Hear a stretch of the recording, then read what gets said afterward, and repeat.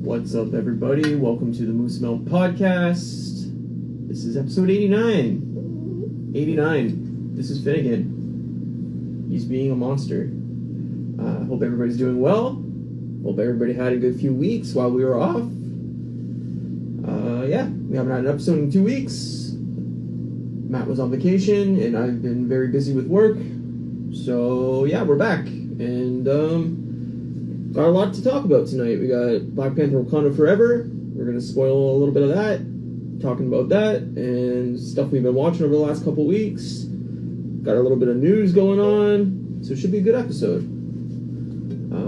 Here's Matt. Matt's quick. Matt wants to be in the video, but my dog's being crazy.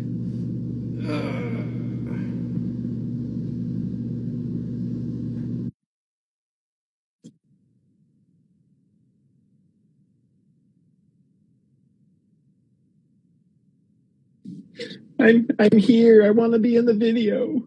You're here. You're in the video. What's up, buddy? Oh my god, I'm in the video. How are you, man? I'm okay. How are you? Good. Outside this dog being a bloody monster, but Hello, Finnegan, little cutie. He's been so bad. He's like, oh yes, that's me. I heard my name. Who is this man? How are you? Well, how was vacation? Vacation was good. No ghosts, which was sad, but that's what I was going to ask. That was the big question of the night. When we were doing we did like a hotel tour. So for anybody who doesn't know, last week I went to the Banff, Fairmont, Banff Springs Hotel. It's like apparently I didn't know this, but I found out on that little tour. It's the most haunted hotel in North America. And it's like basically like a piece of like Canadian history because it was built by the railway, the company who like built the railway and connected both sides of Canada. Okay. So we did like a hotel tour, and they talked about the ghost, the bride that is often seen dancing in the ballrooms and walking down the stairs. And she was like, "Oh yeah, but people only see her during peak months, so like the expensive months, you know what I mean?" And I'm just like, of course. Yeah, see, it's a gimmick. Everything's a gimmick. Yeah, no, it was cool though. It was a good trip. Like honestly, like I had to it looks beautiful. Yeah, I had to like a few times like turn my mind off in regards to like the price, because it was just like absurdly expensive. Yeah, it's like asinine. Like I went out for a smoke one night, and like I came back in and I was like had the munchies, so I'm like, I'm just gonna go get like a tea and a cookie, because they had this it was cool. They had this like cafeteria that was like open 24 hours a day, so you could go in anytime. Yep. And I went in and I got a cookie and a tea, and it was $18. And I was like, you literally poured hot water into a cup. That's what you did, and put a tea bag in it, and then took a cookie off the counter and put it in a bag. $20. Yeah, dude. I mean, we've been talking about it for weeks, but like the whole like now with Ticketmaster and Taylor Swift and all that stuff that's like kind of blowing up. It's like I don't understand how they expect a normal person to live in this climate anymore. Like somebody bought a Taylor Swift ticket for $22,000. I saw a picture online that somebody found one for $95,000. Like, what the fuck? What up, Nike boy, Jace? How's it going? What's going on, buddy? I don't understand this world anymore. Like, I'm sorry, I'm not. If she would have said, "Hey, this cookie and this tea is $20," I would have threw the tea back at her face and been like, "No, it's not $20. You can keep the tea." But it was like crazy because honestly, man, like every meal we ate, breakfast, lunch, or dinner, never under $85. In most cases, over $100. And like we weren't even drinking. One night, we went out for burritos. We went to this like little like pub, I guess, that like serves Mexican food. We both got a burrito, and I had a beer, and it was $100. That's insane.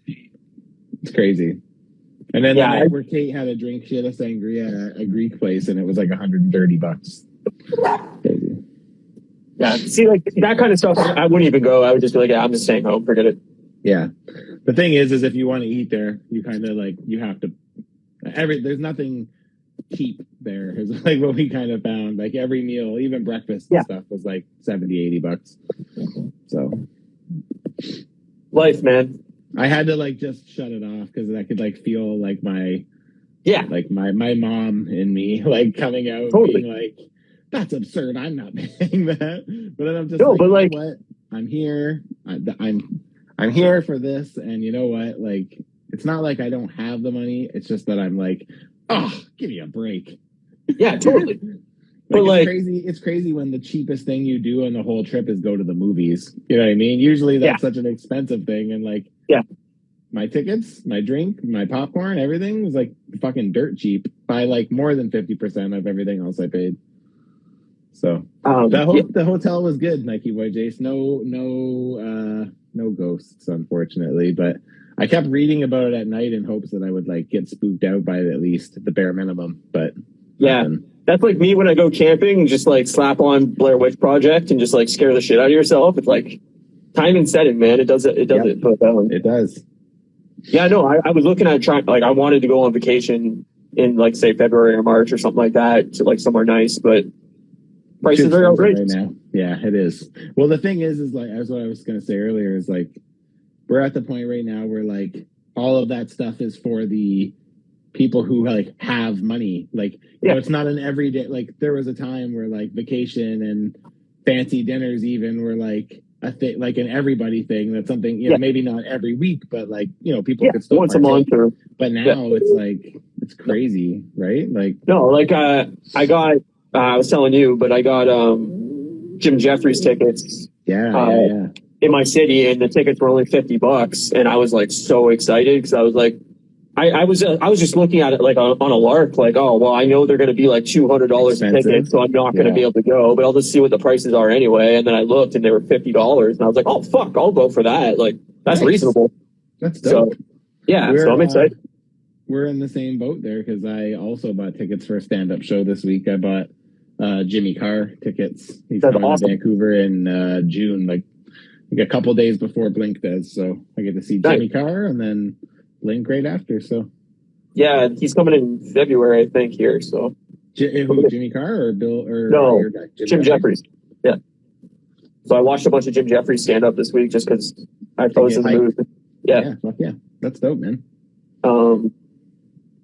What else you been watching? What else you been doing? What else you want to talk about before we get into the meat of the episode? Okay, so I've been watching a lot because obviously I was away. So while I was away on vacation, I watched stuff a few nights. And then because it's Christmas time, we're getting into all of our Christmas favorites as well. So, so since the last time we spoke, which was on Whip Wednesday Live, which was so fun, by the way. Yeah, it's great, man. Thank you for joining me for that. That was fucking tons of fun. Of course. For anybody that doesn't know, I was on his Whip Wednesday Live like a week and a half ago. Great. So nice. Go over on YouTube and check it out. I'm liking it. I'm loving it. So we watched Black Panther, the first one, just to kind of get ourselves ready for the second one. I did the same thing. We ultimately saw it in Banff, and then I saw it again on Tuesday. And then we've been watching, like, you know, our Christmas movies. So we watched Home Alone, then we watched Home Alone 2, then we watched Four Christmases. Have you ever seen Four Christmases? It's so fucking funny. It's Vince Vaughn and Reese Witherspoon. It's pretty good. And then I watched Christmas Vacation yesterday, and I love that movie. That's my favorite Christmas movie. Yeah, it's a good one. That's my favorite too, I think. And then I watched Grace died 30 years ago. That's an inside joke with Kate's family. Is it? Blessing. Yeah, because both Mick and I are both like don't hear very well. Like he's way worse than I am, but so every time he screws up or says something like thinks he hears us but he doesn't, Kate will be like, the blessing. I love that movie. You couldn't hear a dump truck driving through a nitroglycerin plant. And I also watched Office Christmas Party last night too. Have you seen that one? No. It's pretty funny. I'd recommend that one. But it's like Jason Bateman and what's that guy who plays Weasel in Deadpool? I can't remember his name. TJ Miller. TJ Miller, yep. TJ Miller and Jennifer Aniston and the funniest girl from Ghostbusters. She was on SNL. Kate. Kate McKinnon. Kate McKinnon, yeah, she's in it too. She's the HR chick, and same with I don't know his name. I'm trying to think of something he's in, but it'll take me too long because I'm a little baked. So, but yeah, if you haven't seen that one, it's pretty funny. It's just stupid comedy, but Olivia Munn's in it as well. That's a good cast, so yeah, I'll have to check it out. Great cast. Yeah, it's pretty funny. It's definitely worth watching. It doesn't lean on Christmas too hard, so yeah. I hate Christmas, but I do like Christmas movies. Like, really? I love Home Alone. I love Christmas Vacation. Die Hard's up there for me for sure. Die Hard. But I usually watch Die Hard with Nick. Seinfeld. I've been watching it with my father-in-law. So the Seinfeld episode, all about Christmas, is like awesome. The Always Sunny episode with Christmas in it, it's awesome. Yeah, like, I should watch some of those. Yeah. So I like the Community Christmas episodes. They're fucking real funny, man. Yeah. So like Harold and Kumar's Steal Christmas or whatever the fuck that is. I need to remember to watch that this year. 3D. That's a great movie. Yeah. I love Christmas movies, but I don't like the hokey Christmas movies that are like, wish on an angel and you'll get everything. Like, fuck off. Yeah, you know? I agree. Yeah. And I obviously watched Andor. I finished up the other show we were watching, Handmaid's Tale. Handmaid's Tale, yep. And I'm getting excited because next week we get to talk about Guardians too. That's coming out on Friday. Yeah, next week we'll talk Guardians and Andor finale. Yeah. Well, both the Andor episodes. We're going to skip Andor tonight because I just don't think we'll have time. Yeah. Yeah, it should be good. It should be. I'm excited for both. I can't wait. You should be. Apparently, the Guardians thing's 45 minutes. So cool. I can handle that. Yeah. I just want to see Kevin Bacon get stolen by Drax and. So do I. Mantis. It's going to be funny. It's going to be great. Yeah, I'm looking forward to that. I love those characters. I love their like weird, quippy like relationship. It's just the best. I hope they give us a Kevin Bacon figure just as Kevin Bacon. That would be the fucking funniest thing. A Mantis and Drax and Kevin Bacon 3-pack. Yeah, they did. I don't know if you saw it, but like Mantis and Gunn's brother there. That's it. That's one of the Sean Gunn. Yeah, Sean Gunn. They did like the premiere thing, and they brought a cardboard cutout of Kevin Bacon to it. Oh my god, amazing! That's so funny. Palm Clementif, I think is the Palm. Yeah. Anyway, I watched Limitless with Chris Hemsworth.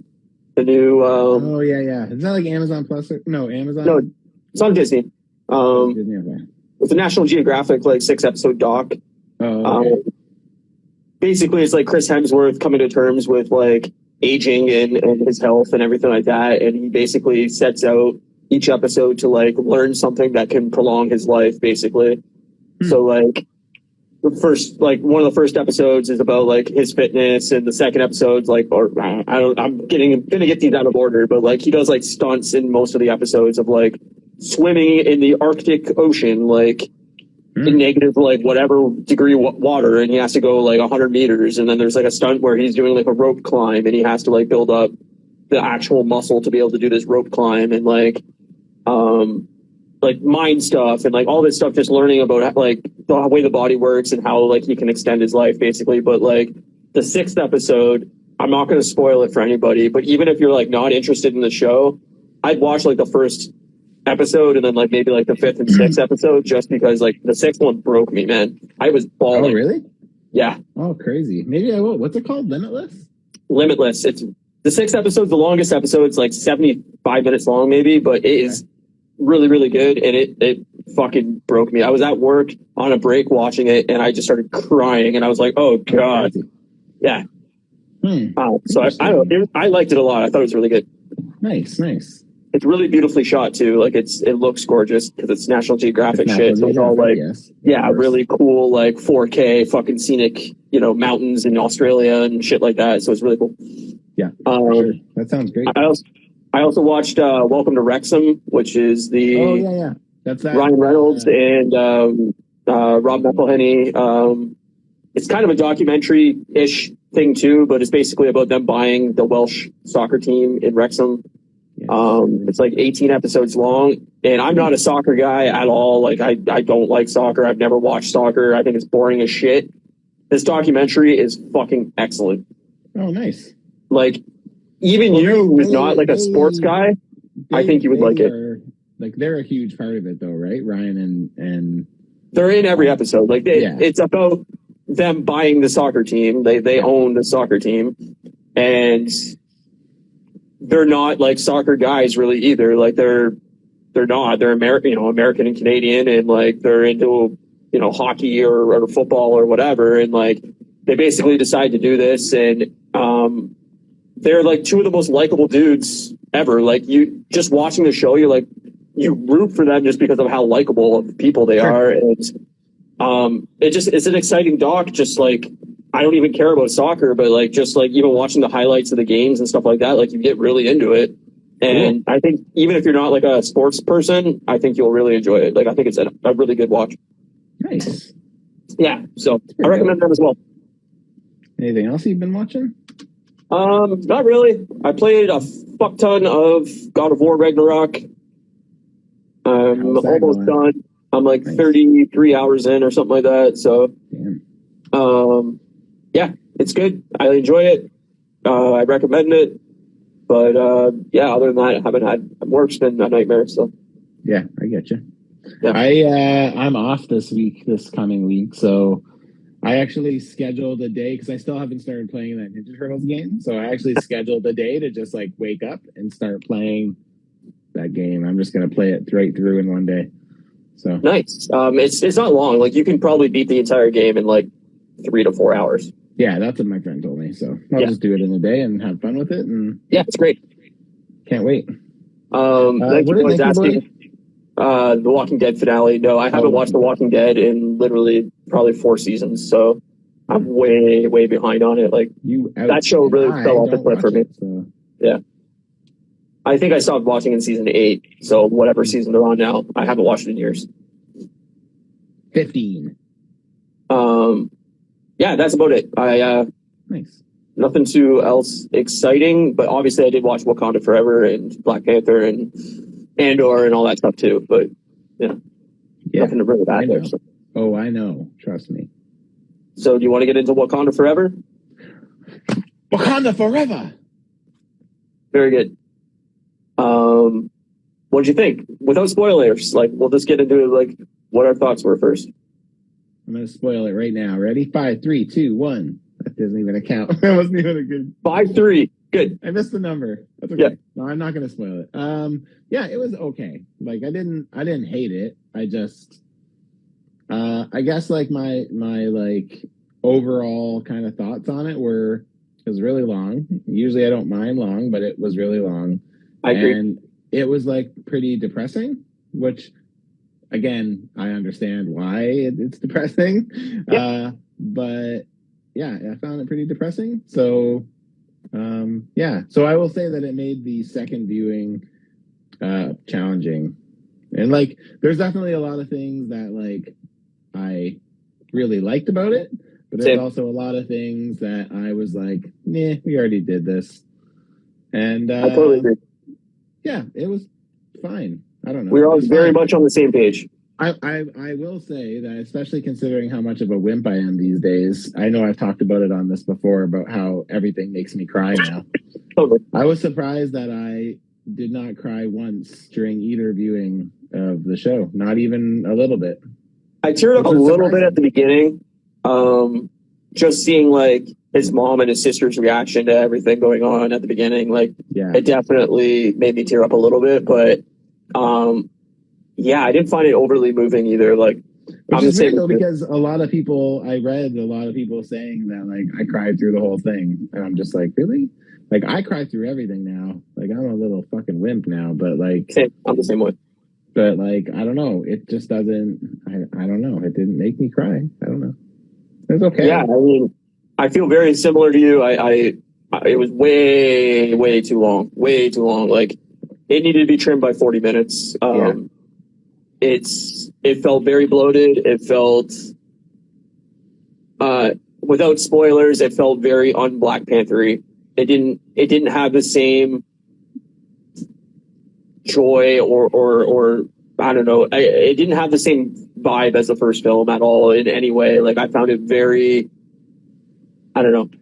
We'll get into spoilers where I can talk more into it, but like it didn't have the same feelings. And like after rewatching Black Panther 1 before this movie, I actually like that was the time I liked Black Panther the most, and I was like very low on Black Panther. Yeah, I've talked about it on here before. You never really liked. I thought the first movie was not very good, and like it has elements that I really liked about it, but I thought it was a pretty boring movie. And I think the best character in that first movie is what's his face? Michael B. Jordan's character. Killmonger. Yeah. I think he's the best character in the movie, and so like I felt like it wasn't a very good Black Panther movie. Yeah, I thought Black Panther was fucking awesome, and like all the like side stuff that he was in, like that's what I wanted to see as a character. It's like more action, more more of that vibe, and this movie kind of did the same thing to me. It was like it wasn't a Black Panther movie, you know. I feel like a big part of that, like especially watching Black Panther 1, like actually sitting down and watching it, not just like having it playing in the background.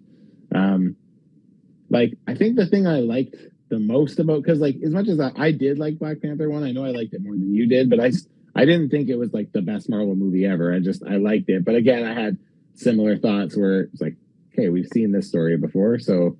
Yeah, it's kind of the same thing again. But I think the thing that I loved about Black Panther 1 that I didn't get out of Black Panther 2 is like it was so fun to see Wakanda for the first time and like to see the marvel that it is and like all the cool technology. And it's not that we didn't see that this time, but it didn't really add anything to what we had already had.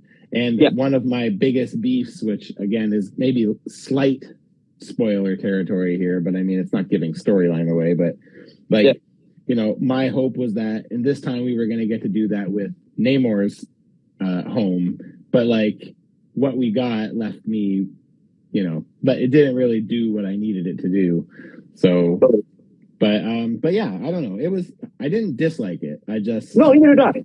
Yeah, but it's weird. It's the thing that I love about a movie that leaves people like talking in different, like it seems like even the MCU lovers, like I consider myself like an MCU lover, right? Like it takes a lot for them to do something where I'm just like, meh, whatever.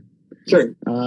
Because I really like, I can even make the best, like I loved She-Hulk. I think She-Hulk was so fun, right? Most people, even people who love MCU, I know a lot of people hate She-Hulk. Yep. But like, I don't know. It's just like, it's like it kind of starting to feel like kind of how you said about the Ant-Man trailer. It's just kind of all starting to feel like, all right, what are we doing here? Like we're just, I feel like we're just spinning our wheels. And I know you're going to talk a lot about, because we've talked about it offline, like, I mean online, but not on here. But like the thing that's missing is like that connectivity that we had before. And in this circumstance, there was so many great opportunities to connect to the wider universe. Totally. And like, again, we just left them all on the table. Like, we left them all like nothing. We didn't do anything with it. I totally agree. Yeah, so,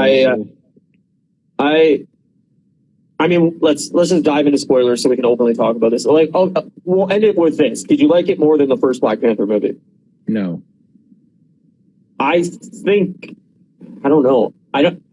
They're kind of the same for me. I think they're both very, like, they're not the bottom of the 30 movies now. I mean, this is number 30. I would say they're like in the bottom 10, bottom third of the franchise, like both of them. They're not the worst. Thor 1 and 2 are worst movies. Iron Man 2 is a worst movie. Like, yep, I agree with that. I couldn't really put it in the whole thing because I just don't like. Again, like I couldn't even name all 30 movies right now. I probably couldn't even name 15 because of just me being a stoner. So no, that's fair. I mean, I would just say like it's in the bottom third of the movies, and it didn't move the needle for me. It didn't get me stoked for what's next. It didn't get me like. any like hype that this movie was supposed to bring, it didn't do it for me. Me So neither. I was pretty disappointed by that. I yeah. will say though that like I maybe can't rank it in the overall MCU, but I could definitely rank it in the the current phase, like phase 5, 4, or 5. What is it? Yeah, I wanted to talk about that. Is like what are your overall thoughts of Phase 4 now that it's outside of the Christmas special, it's done. We've got everything in Phase 4. Why don't we do that at the end? Because then it wraps everything up Okay, nicely. And that's I think that makes more sense. So yeah, that's fair. Okay, are we talking spoilers? Yeah, let's just jump into spoilers. Anybody that hasn't seen Black Panther: Wakanda Forever, we're spoiling it right now.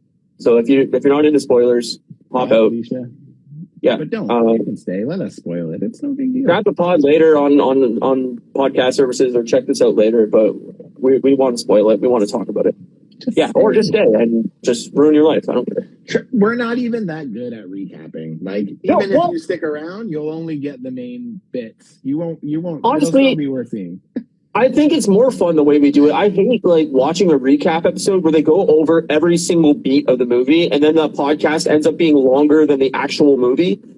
And I'm like, I don't need a 3-hour recap of the movie. Like, I like that if I like what I'm watching. So usually when I'm watching something like I watched Tales of the Jedi.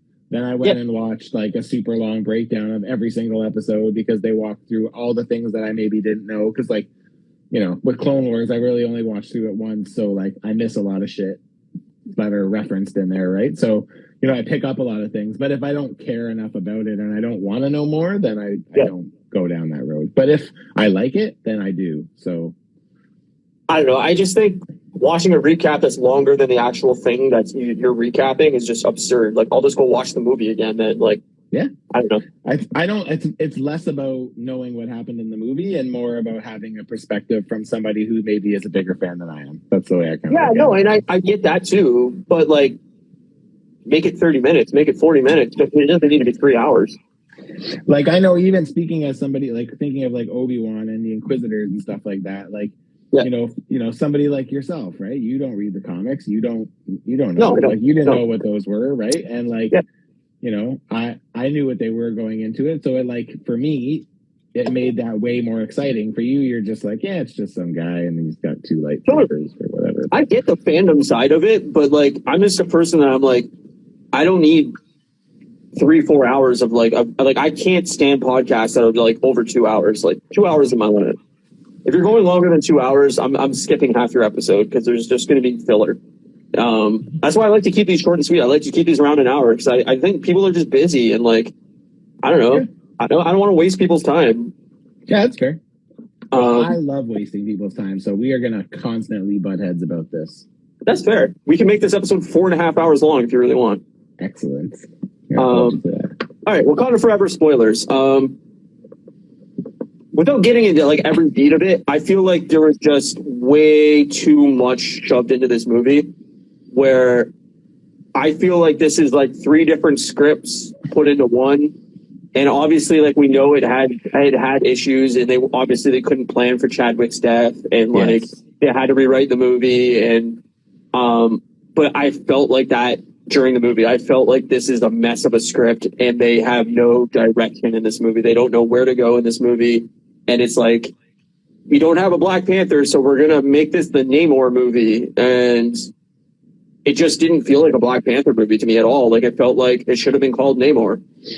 Yeah, I mean, I can see how you'd say that, especially because I feel like the guy who plays Namor, I won't even try to say his name, like, just fucking killed it. So I feel like because he was so good, it's like he demanded all the attention. And like, so in that regard, like, I do agree with you. He definitely steals the show.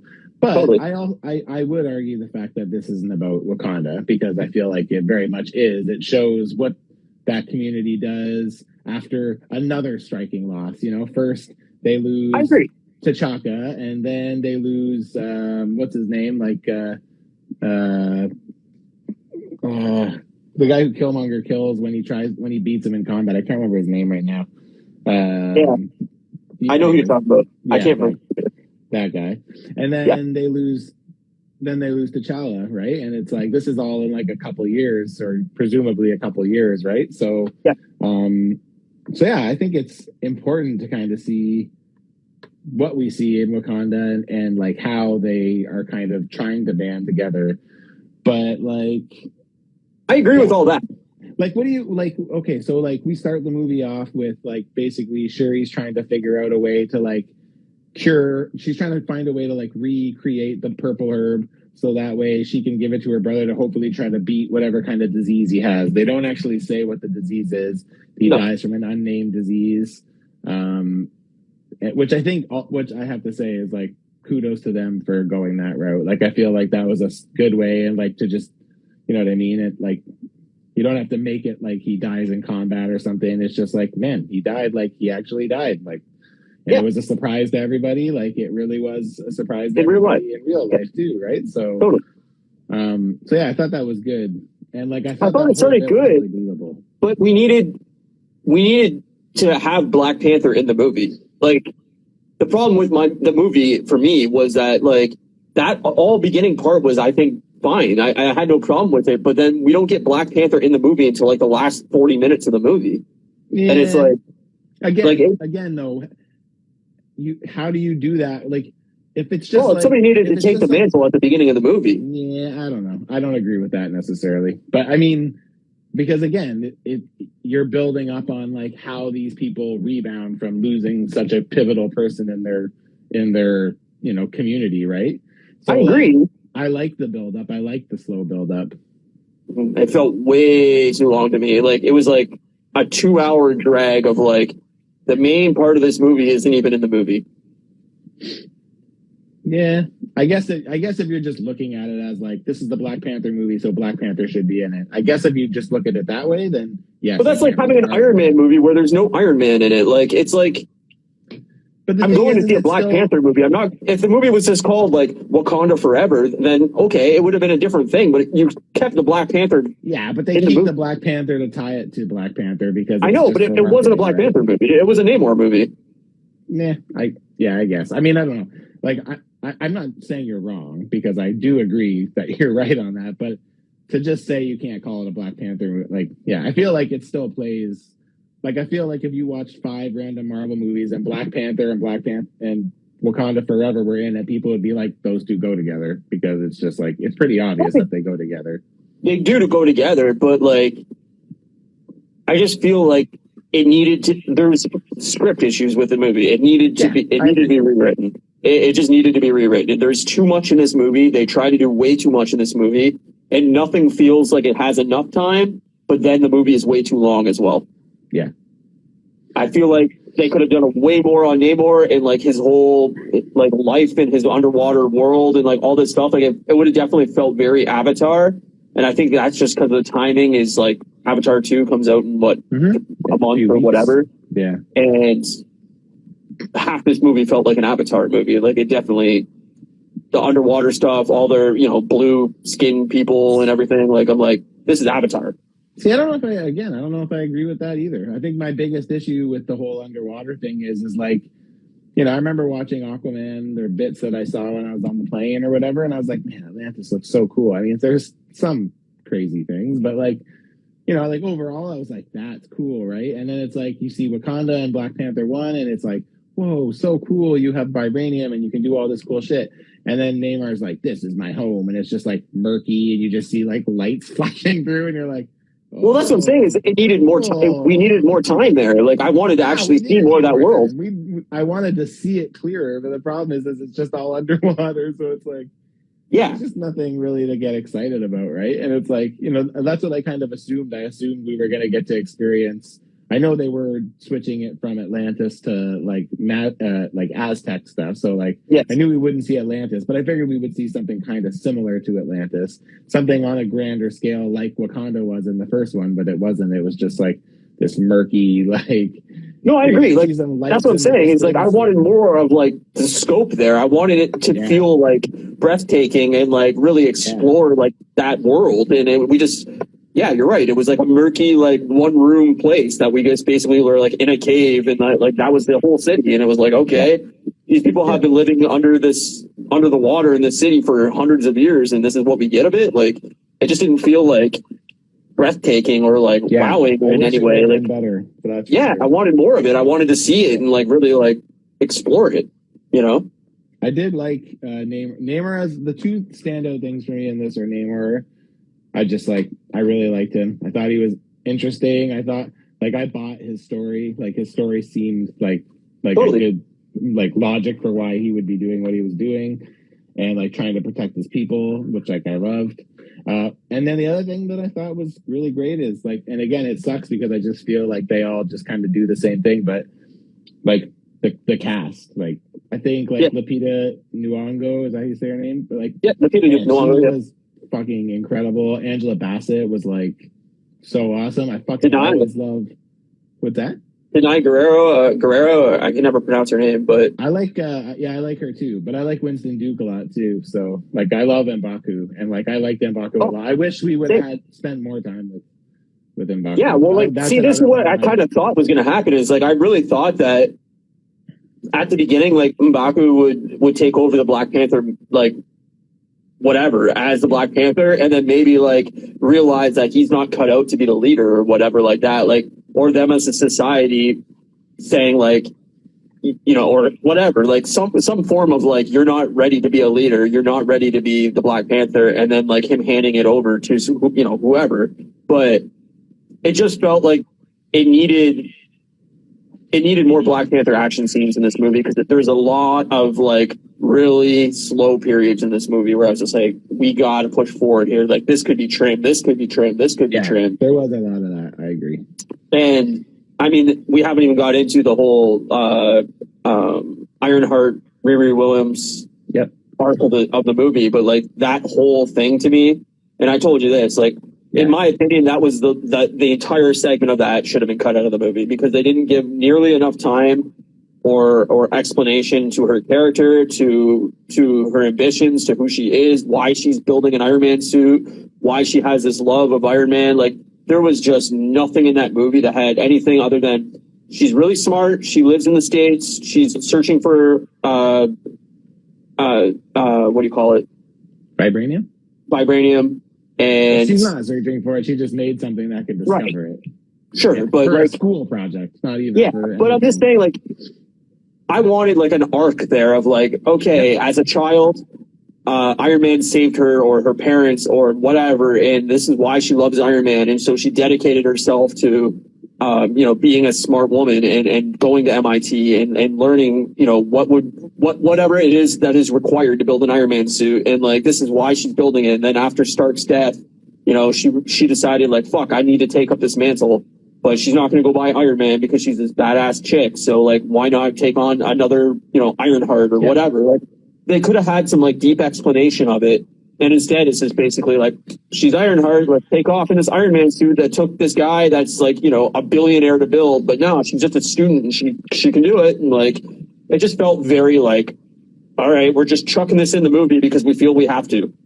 Yeah, that's fair. I like I said to you initially, for me to buy that there is a super smart kid out there who might be smarter than Tony Stark in a world where we have Hulks and Moon Knights and all this other crazy shit. A super smart kid isn't really that far-fetched to me. So it's I guess it's not the intelligence part that bothers me. It's the money part. Yeah, it's it took this tech billionaire to build all these Iron Man suits, and now we're going to get an MIT student. Maybe the university is funding it in some way, and this is part of her studies or whatever, maybe. But we didn't get any explanation to that at all. It was just oh no, she's building it on her spare time. But we will though. That's the thing. Is sure, and that's again, I can't argue your facts here, because at the end of the day, if you don't know who Ironheart is from the comics, then they don't even call her Ironheart in this. No, she's not identified as Ironheart. She's just Riri. So but I liked her character. I thought she was so likable in the movie. Very Spider-Man, very Tom Holland, totally. In it because he has to be, not because he really wants to be, and totally. Just too smart for her own good. You know what I mean? It's just kind of quippy, kind of But that was the most exciting part of the movie to me, is when Okoye and who is it, Shuri that goes with her? Yeah, that goes to get her in the States, and that whole car chase scene and everything there. I was that's awesome. I wanted more of that because that was so much fun. And then it's oh no, we're going back to 35 minutes of exposition and just chilling. And it's like, if you wanted to tighten up this movie, to me, it was like cut out that whole Ironheart segment, just have it, the government's looking for vibranium or whatever. You don't even need that. It didn't add anything to the movie really. And then have like a full whatever Ironheart show or Ironheart movie that explains her character, explains. We're getting an Ironheart show, right? That we are getting right. But like, even if you wanted to introduce her before that, like give her room to breathe. Yep. And it just felt like to me, like some CEO or whatever was like, oh no, we need to put her in the movie. We got to get this going. We need an Iron Man type thing in the MCU. So we got to chuck her in there. But we also want to bring mutants in. So we got to chuck Namor in there. And, oh, we also want to bring in a new Black Panther. So we got to chuck that in there. And it's like, there's too much ingredients in this pot. And it's just 3 hours of like too much shit. Yeah, that's fair. I think the mutant thing, and and like I've said this again a million times on this show, like, they're going to keep dropping that breadcrumb for everybody just to keep you engaged, but they're going to save that for when they really need it. Like, in my opinion, like, I think I'm not saying that they're not going to announce something, but like, what's going to happen if the phases continue to be as unimpressive as this one is versus the other three? You do that for another 2 phases, and like, what's your crowd going to look like at that point? You're going to need something to wheel everyone back in, and that's where they're going to save X-Men for. They'll save it for that, and it'll bring everyone back in. And so I already saw a rumor that Phase 7 has 2 X-Men movies in it, and that's fair. They want to film them back to back, and want like whatever the first early movie is, X-Men 1, whatever they're going to call it, and then the second year have like X-Men Part 2 like right away.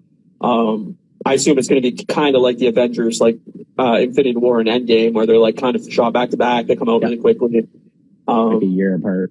Yeah, a year apart or 6 months apart or whatever. But no, I agree with you. Like they are definitely saving mutants for when they need to get that fucking adrenaline injection. That's their ace in the hole. Yeah, totally. I everybody who bails will come back when Wolverine's around and Cyclops and Jean and But it's just, we got 3 years more until that happens, and it's like, as a 30th movie and the end of this phase, I really wanted something that like got me excited for Phase 5, got me like, I don't know, just like excited for the future of the MCU. Where are we heading? What is the next phase of this movie? What are we setting up? And I mean, there's things I want to talk about still in this movie, but I just feel like as a 30th movie, this was their shot to be like, all right, let's get people back in. Like, this is their chance to like fucking let's hook them. We know Black Panther's going to do well. I was just gonna say, especially because like it's not like Shang-Chi or like something new that we don't know. It's like a familiar face that not only everyone knows, but everybody wants to know what they're gonna do with this. So it's like this is literally a captive audience, like ready to go here, right? Like it's a cultural phenomenon right now, and everybody was curious about what was going on. How they're gonna do this, how they're gonna handle Chadwick's death, what they were gonna do, and this was their chance of like. I mean, this is the biggest. I think it's going to be the biggest movie of the year, maybe besides Top Gun. I don't know if it'll catch Top Gun, but I think it's going to make a shit ton of money. And like, there's nothing in this movie that makes me go, all right, I know what we're getting in the next phase. Like, fuck yeah, they're setting this up. It's like, all right. Well, we kind of talked about something like they could have done as an after credit thing, but one of the things that I felt they could have cut out entirely, even though I liked the character, but it slowed the whole thing down. And it was, again, just another big piece that we needed to revisit, and was that whole bit with Ross and Valentina, whatever her name is. Like, I know that the idea was just to basically cement her place as like the CIA head or whatever, like in the MCU. Like, I get that that's what it was for, but it's like, there probably could have been a better place to do it. And like, it really didn't add anything to the story. We didn't need it to be there. And like, even with the Riri thing, like, instead of having the CIA trying to get her, have Namor's crew go to get her, and make that fight be more about Wakanda versus Namor and the Attilians? I don't know what it was. I don't remember what it was. But have that be the fight rather than like both of them there fighting the CIA and whatever. Like, it's just like, again, it was an extra probably like 15 or 20 minutes of stuff that like was the weakest of everything. And like, didn't really add anything other than just having Ross back, because like it is nice to see Ross back with that cast, because I like his dynamic with Shuri and Okoye, so like I like it, but like yeah, it wasn't needed, and like it didn't add anything, and it just slowed everything down. And I agree with you. I thought Ross could have been cut out of this movie completely, but like even if they wanted to keep him in as a small cameo and just have him have like some kind of funny scene and then he bounces, that's fine. But like the whole thing with Valentina Fontaine or whatever, like it just felt like, oh, we gotta shove her in here to like get them set up for whatever, and it's like, well, they didn't really do anything. Like we just know that she was married once to Ross, and like that was about the amount of movies that she needed to be in. And that she's the head of the CIA now. We didn't know that before, I don't think.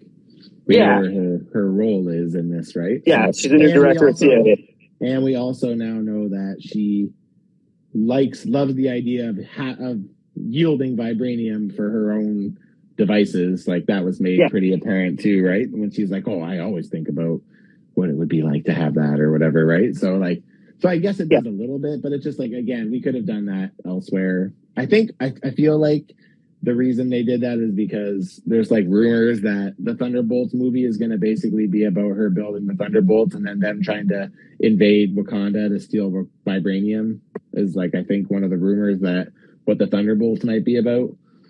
So maybe that's why, but I mean, you said it better when we were talking the other day, like, we'll talk about the after credit scene in a minute, but like, having a second after credit scene, which again was always a staple for these movies. And it's like, now it's like, why are we, we're not getting them in the shows. We're not getting them in like this. And what we are getting in the after credits now is like, it doesn't build the greater story like it once did. So totally agree. And in this circumstance with that Valentina and Ross thing, like that would have been the perfect time to do some kind of a Thunderbolts like lead up. They could have totally parodied the beginning of the Avengers with Samuel L. Jackson as like, I'm building a team, and like have her sitting there in the CIA office being like, oh, I'm building the team and we're going to get this vibranium, and like set up the Thunderbolts in some way. And like the fact that wasn't the end credit scene like shocked me. I was like, why did they put her in the movie at all if this wasn't going to tease what's going to happen in the Thunderbolts movie? I agree. And like the thing is like, would have been relevant to the movie that we just watched because it's she was just in it, and she's going for vibranium, and then it would have set up another movie franchise down the road that isn't necessarily tied to Wakanda Forever, at least not that we know of right now. So like, yeah, would have been great to see something like that, but. And like that's what we're building towards. That's the last movie of Phase 5. So why wouldn't you start putting the breadcrumbs in there of like, we know she's starting to put together somewhat of a team. We know she's like we saw her get Yelena and US Soldier. Yeah. Like to me, that's where you start dropping the breadcrumbs in of like, okay, she's collecting people and she wants vibranium and she's setting up a war to get the vibranium, and like this is building towards an Avenger-esque team up movie of like, the Thunderbolts versus Wakanda, or Thunderbolts versus Namor and his group of people, whatever the case may be. And like, that's the big action movie. And instead we got the credit scene we got that like did literally nothing for the franchise. Like for me, I was just like, this could be completely left out of the movie. I didn't need this at all. So I agree. So let's talk about the after credit scene. So for anybody who is letting us spoil them for them, the after credit scene is like Shuri finding out that Nakia and T'Challa had a son who they basically kept away from Wakanda just to like make his life growing up easier, and his name is also T'Challa. So, and he's like 6, and he's 6, or something like that. But the catch here is that like the fact that his name is T'Challa too, to me, is the part that I wanted to kind of talk about, because with everything that's happening with Kang and like knowing that we're going to be getting like time jumping and stuff like that, this is a perfect way to just have a T'Challa again. Then you're not recasting. It's still of his blood. So like, you know what I mean? I feel like people would buy into that a little bit more. But like, as soon as that happened, I was like, with everything that's happening with Kang coming up, like I feel like this could be one of those things where they're just like, oh, we have a T'Challa again. Like, yeah, I mean, I know it'd be really difficult to do, but like to me, they should have used the time jump of the blip to age him further on than he is. Like having a kid show up that's like, I don't know, 6, 5, whatever age this child is like, great. So we'll see you in 20 years. Like it didn't. If they wanted to set him up as like the next lineage of the Black Panther, they needed to have him as like a 15, 16-year-old kid that's like, no, they don't.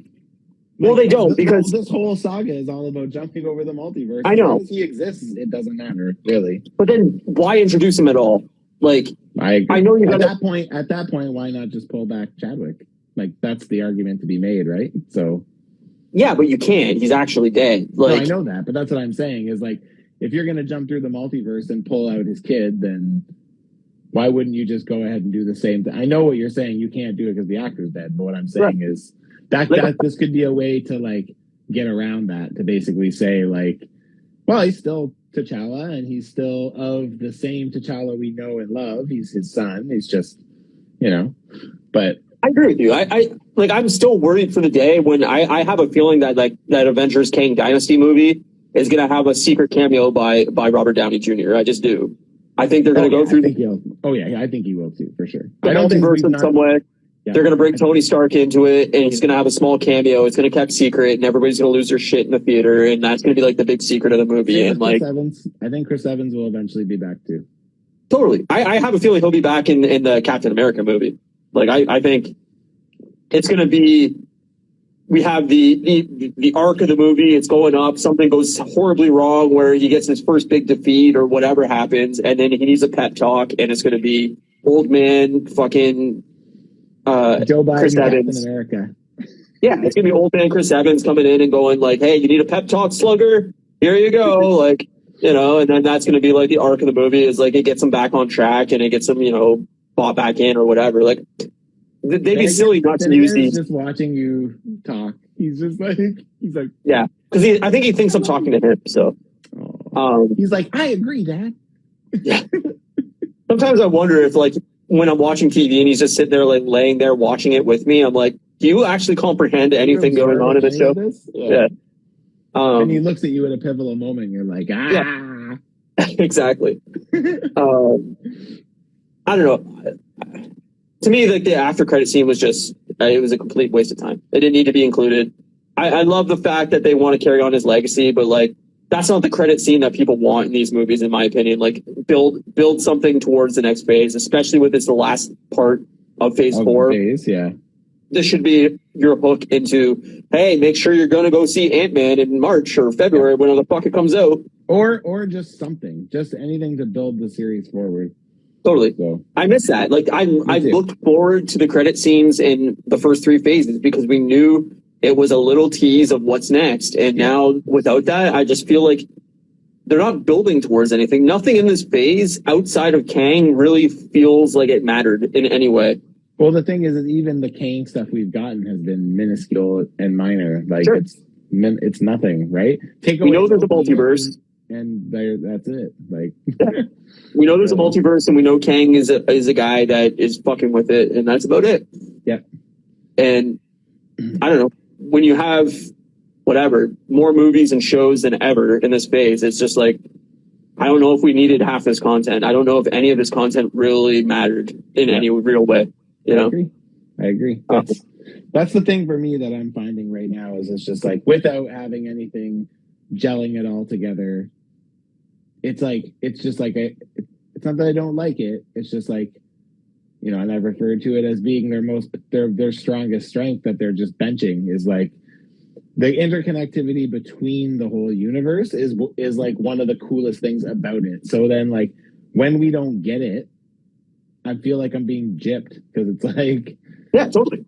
It's like, that's what I want. I want to see like, it's cool to think that the world that the Guardians inhabit and Wakanda are one and the same, essentially. Like, you know what I mean? Because it's like they couldn't be more different, but like, yeah, they're all part of that same place, that same universe, right? And it's like I miss that. Like I miss feeling like everything has a place within something else. And I just feel like they really have just like shrugged off the blip and everything that happened about it. Like that would be such a life altering event, and it's just like all these characters have just kind of shrugged it off as like, yeah, it happened, we're over it. Like, but I like, mean, what do you do? I get that, but also like in the real world, you know, I'm not saying that it wouldn't still be talked about, but like it's just like everything else, it comes and goes. Like I agree, but like I just think it would have more an effect on this universe. Like I just feel like it would be part of the storyline still of like.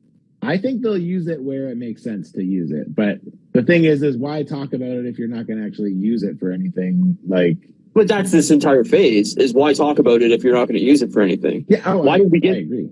Why did we get an Eternals movie when it's like they've never kept any of that storyline into anything? It's never been talked about again. It's like it didn't even happen. It's like, I don't know. It just seems weird. It just seems like very fragmented and very like all over the map, and it's just scattershot approach at content. And it's like, I feel like it's the DC approach is like the A hand is not talking to the B hand, and it's like you guys had a cohesive universe, and now it just feels like it's all over the place. I don't know. It's a big old mess. Yeah, no, I don't know. I'm not there with you. Like I still like it. But again, it's missing the thing that makes it so great, which is the connectivity from one show to the next, and not having anything to build. Like you're not using the end credits stingers to like build things out further, so it just feels even further disconnected from each other. And like that's the thing that gets me the most excited about it. So when it's not there, it's really noticeable to me. I agree. But yeah, I'll still see everything. Like, well, so do I. But I just feel like if it just stays how it is, I would still. But it's just like it's a bummer to know that like if that's the direction they're heading, that's a bummer for sure. So yeah, well, like I mean, we messaged right before this we went live that like Bob Iger's returning as the head of Disney after a couple of years of stepping away from it, and like I don't know if that's going to have any effect on what we're getting. I don't know if he had any real sway over, like the MCU, or is he just a numbers guy that's, sitting up in his throne room and fucking saying like, here's your budget, go nuts, Yeah. But it was definitely a lot more exciting under him, in my opinion, of like, he was also creating a huge monopoly, and that's probably why the theater system is as fucked as it is right now. But like, he bought 20th Century Fox when he was in charge. Like he made Disney Plus a thing. He expanded the parks to include Star Wars and everything like that. Like, he was really pushing things forward. And like, I hope that he's just like, okay, we're on a downturn right now. Maybe because it's the pandemic, maybe it's not, but we need to re-inject a little bit of excitement into this world. And, maybe his return will do that. I don't know. But, I definitely feel like we're on kind of a very samey, everything feels like it's like a C movie instead of like an A movie. There's nothing in this that I would put in the top ranking of movies. No, me neither. Spider-Man's probably the best, Spider-Man's my favorite, yeah. So for this phase, I would probably say like Spider-Man. It's probably like Spider-Man, Doctor Strange, Shang-Chi, Black Panther for me. I don't know the rest after that, but I would say for movie-wise, that's like, I would say it lands probably like number 4 in the phase for me. Yeah, I mean, I probably would say the same. Thor would be somewhere in there for me. I like Thor a lot, but I've only watched I've only watched all these movies once, so like, yeah, that's fair. After watching Thor for a second time, I liked it a lot less. So I want to go back and rewatch it at some point, but yeah, I'd say Spider-Man, Shang-Chi, and Doctor Strange are the top 3. And yeah, same. The rest kind of all I mean, Eternals I think was by far the worst, and Black Widow's down there too. I agree on both of those. Yeah. I don't know. I mean, I'm excited for next year. I hope Ant-Man's really great, and I hope that maybe they're just keeping things very secretive. Maybe they're not trying to spoil the whole movie, and that's why the trailer kind of fell flat. But we'll see. We got a few months away now after Christmas, Guardians Christmas special. We'll have, a 2-month break or 3-month break. So, yeah, that'll probably be good, to be honest. Yeah, I think it needs it. I think it needs a break. Some time to breathe. Yeah. So. We should also talk about what we're doing with the podcast before we end this. You give her, buddy. It's all you. Right.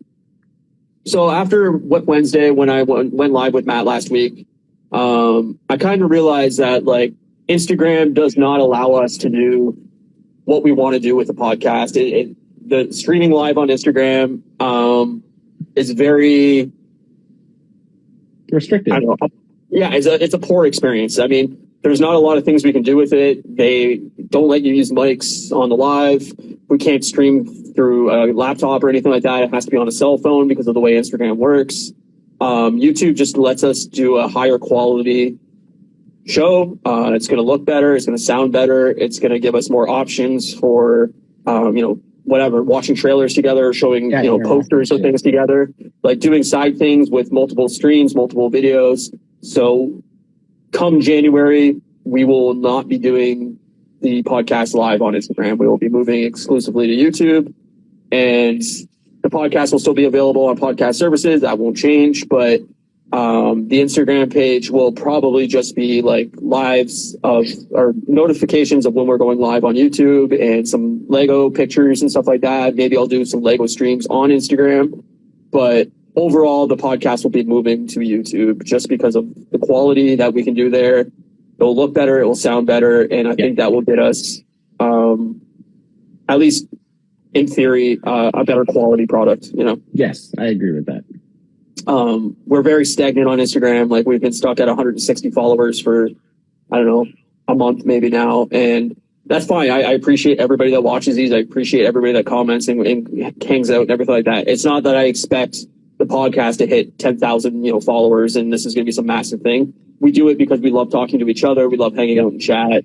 I have no expectations that this podcast is going to be massive in any way, but if we get a better quality product and maybe more people find us, that's great too. So that's my thought process on it. Okay. I just think for a better quality finished product and B, the opportunity to be able to, doing like a favorite, when we do our things with music and like our top fives or whatever, like we'll be able to have like a visual component to it now that will like we don't really get to have here, right? So I think like for that alone, just for, whether, like you said, not necessarily like the content quality going up per se, but just like... Yeah, the podcast for us isn't going to change. We're still two dumb idiots that are just going to talk and forget everything. Yeah, exactly. Yeah. But it's just like, to have better sound, to have the option can use mics. to like adjust that stuff after the fact. You kind of can't do a lot of that with this, right? So, no. Kind of gives us flexibility to put out a better product. Yeah, and we can use green screens. We can use, all types of different things that we can actually like have fun with it more than Instagram allows us to. Like it's just very limiting. And, I'm basically using my laptop after this ends to capture the feed from Instagram so I can post it on YouTube and then take that rip the audio off that YouTube video and then post it for our podcast services. And, doing it just from YouTube makes it that much easier. Like it'll be at a higher quality, it'll sound better, and I can rip it very quickly. Like we can use proper mics. Yeah, I bought a proper mic for when we did Web Wednesday, and like it was noticeably different too. Yeah, it was noticeably, everything sounded better, it looked better, and we had 4 different video feeds going at the same time. Like it just allows us to do so much more. So I agree. We're going to finish out the year on Instagram. The next, 5 episodes will be on Instagram. And then January in the new year, for basically year 3 of the podcast, we're going to shift to YouTube. And hopefully it'll sound better. We'll find more people there and people will enjoy it more. And if not, that's fine. We'll just do our own thing and have fun with it anyway. So, and you'll get higher quality fapping sounds when we're masturbating on camera. And that's what everybody's looking for, really. True. Yeah. People like that HD sound. Yeah. And it's in surround sound, Dolby. I've gotten so many messages about people just saying they're falling asleep to it, so it's great. ASMR. Yeah, exactly. ASMR. So yeah, that's the plan. That will come in January, and as we near episode 100, that will be, kind of what we're looking at. So, word, son. Stay tuned for that. Yeah.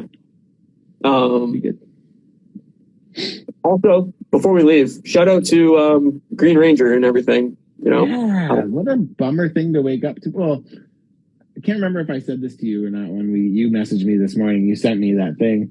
When I went to bed, I had a late night last night. When I went to bed finally, right when I was brushing my teeth, I was skimming through Instagram, I think, or Facebook, and I saw something that came up, but it was from Twitter, and it said that Twitter is reporting Jason David Frank had died. And I was like, I just can't really believe anything on Twitter anymore. So like, I was just like, until I see something more legit, like I'm just gonna like assume that's not true. And then when I woke up and saw that, I was like, no. Yeah, it's a huge bummer, and huge bummer.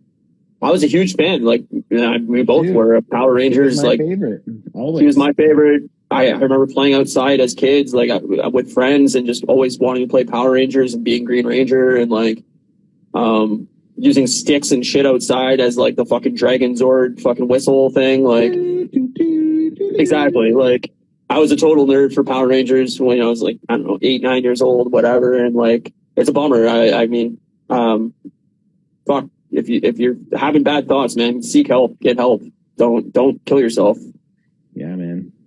Yeah, it's sad. It's really sad. He's still young, and he had 4 kids. It's fucking so sad. 49 is way too young to die in 2022. I agree. Especially for someone who's in good as health.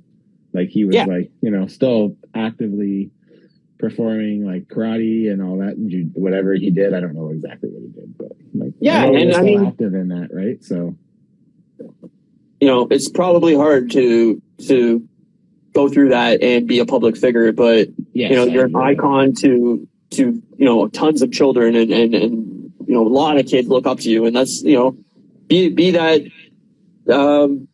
guy that says like, hey, I need help, and there's nothing wrong with seeking help. There's nothing. Normalize it. Be that figure, and it's a shame. It's a shame. So it is a shame. Very shout out to him, and to his family and friends. That sucks. And get fucking help, man. Don't kill yourself. I agree. It's very sad. It's very sad. He was my favorite. So definitely a bummer thing to wake up to. Yeah. See that confirmation and say, fuck. Another one down. Yeah, it bums me out. They're aiming for our childhoods, Ryan. They're aiming. I know. Animated Batman, and now they got Tommy, their Power Ranger. Yeah, fucking Kevin Conroy, man. A fucking bummer. So sad. I'm not even a Batman fan, and I was like, wow, that's really sad. Yeah. And I mean, we get fucking a new shooting every fucking day. Like, stop shooting people, man. Stop it.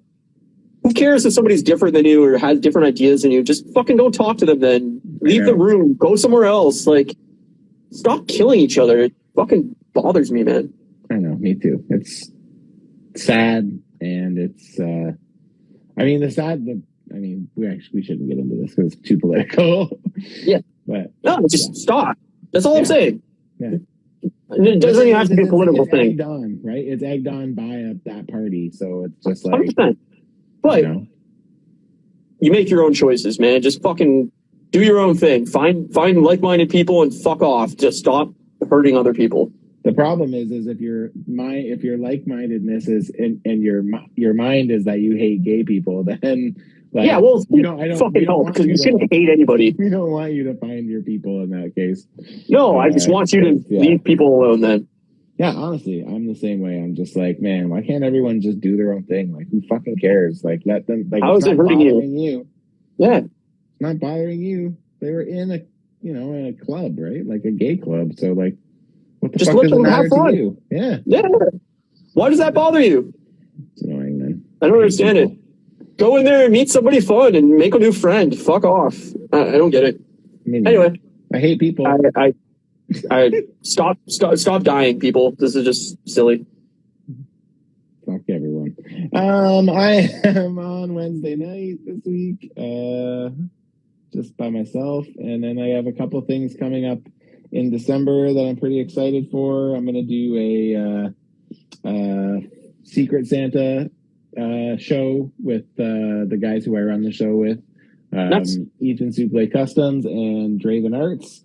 Gonna do a live stream and kind of go over all the stuff that's been revealed as of midpoint December, and then the December 21st show was my last show of the year, and I'm gonna do like a top we haven't figured out exactly top number yet, but our favorite figures of the year, and I have some returning guests joining me for that. I'm going to have Stranded Customs and Morning Wolf Customs and Pim Particles and possibly Matchu Toy. And I am also going to be asking Collector Express as well. So yeah, so I have some stuff coming up in December that I'm looking forward to. So it should be fun. That sounds awesome, dude. Yeah, man. Figured it would be a cool thing to do, like a super show and have a bunch of people that have been on before. And yeah, so I thought that might be fun. So we're going to see what happens. Do it, man. I love what you've been doing over there, and it was a joy to be on it with you. So man, that was so fun. Yeah, it lived up to all my expectations, which was great. So I hope we can do it again sometime next year. Yes, when you have vacation, you let me know, and we're gonna make it happen. I'll book it right vacation, away. Or I just quit my job. One or the other. It's coming. One or the other. Yeah, it's coming. But yeah, thanks everybody for watching. I appreciate it. Obviously, follow Matt at Customs by Matthew. Go over to his YouTube channel, subscribe and follow and comment and all that shit. And you can follow me at Moose Milk Media. You can get the podcast on podcast services. And we will see you next Saturday, Sunday. What are we doing? Saturday. Okay. Next Saturday for indoor finale and the Guardians Christmas special. So it should be a good episode. Fuck yeah. All right, buddy.